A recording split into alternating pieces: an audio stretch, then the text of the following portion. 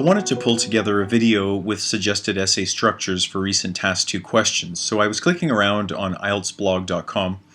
It was interesting to see that the three most recently reported Task 2 questions in 2018 could be responded to using the adaptable structures taught in my Task 2 ebook, namely a destruction essay structure, an argument essay structure, and a structure that addresses two sets of action words, which is an argument or discussion structure depending on which fits better.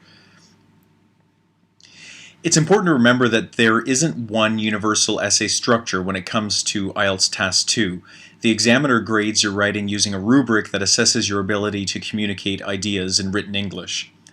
They are expecting to see structure in your writing, but they aren't expecting to see a specific structure.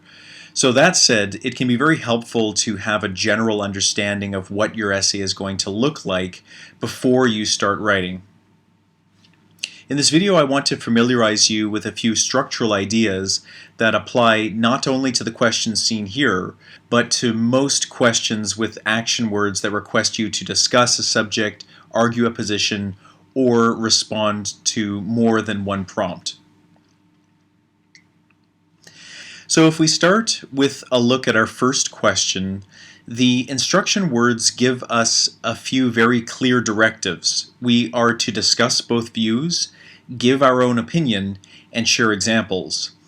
The structure that would most naturally fit this question is to devote a supporting paragraph to each of the views and then declare the objective nature of the essay in the introduction paragraph, and then reach a position in the conclusion paragraph derived from the evidence and the minor conclusions we make while analyzing both sides of the debate in the supporting paragraphs. Examples would be shared and discussed in each supporting paragraph, and the conclusions reached in these supporting paragraphs would connect to our personal position in some way. If the writer concludes something positive about both sides in their supporting paragraphs, a third supporting paragraph may be used to clarify why the writer prefers one position over the other, despite recognizing the merits of both. However, this can also be successfully carried out in the conclusion paragraph.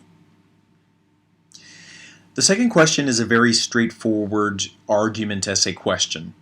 Don't let the "to what extent" part fool you. This is no different than "do you agree or disagree?"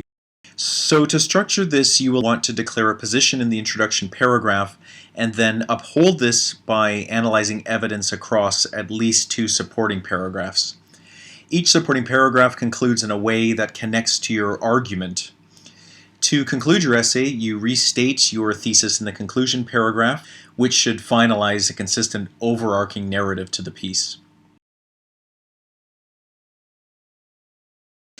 If you are presented with two sets of action words, as we see here with "what do you think the causes are" and "who is responsible for them," you are again likely going to commit a supporting paragraph to each question to give you some space to develop a full response to that part of the task.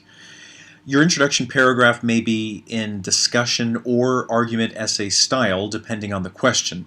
In this specific case, we could declare a position on both sets of action words in the introduction and uphold this throughout the rest of the essay, redeclaring it in the conclusion paragraph.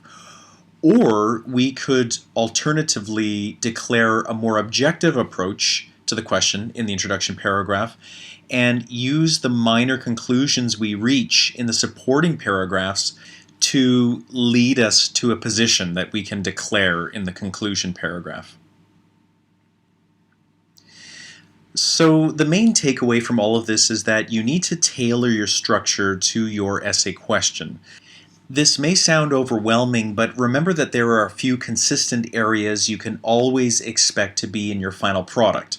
Firstly, your essay is going to very likely be 4 paragraphs. You are going to declare your position on the subject either in the introduction paragraph and then uphold it through the whole essay, or you will declare it in the concluding area of the essay and base it on your findings in the supporting paragraphs.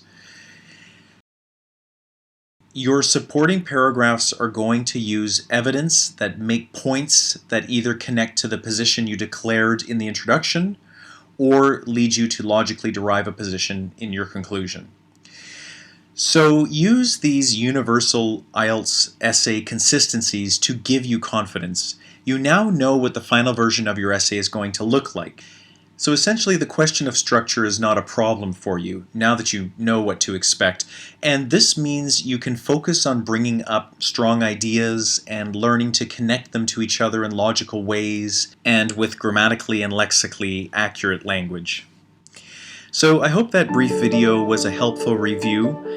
Please be sure to sign up for my online IELTS course, and good luck with your studies.